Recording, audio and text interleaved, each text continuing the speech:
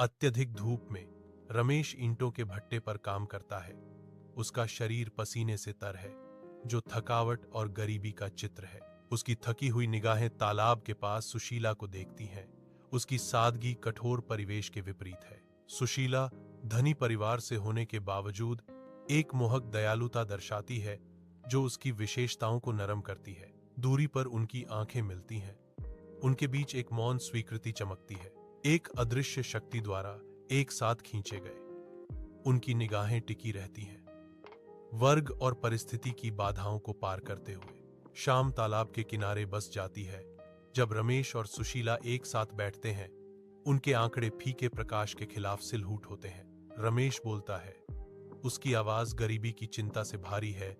शब्द शांत शाम की हवा में लटके हुए हैं। दूरी पर गांव वाले देखते हैं।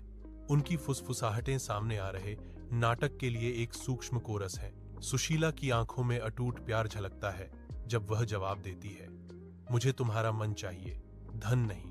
उनके हाथ मिलते हैं। एक मौन वादा कोमल बंधन में आदान प्रदान किया जाता है, जो उनके आसपास की छायाओं को धता बताता है।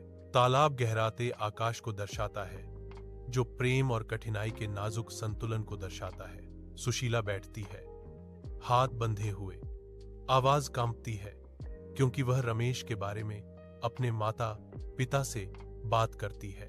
उसके माता पिता सुनते हैं। उनके चेहरे अस्वीकृति से सख्त हो जाते हैं।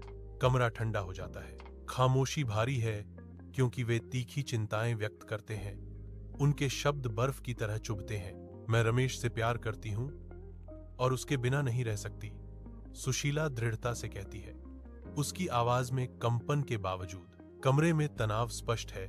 सतह के नीचे एक तूफान आ रहा है।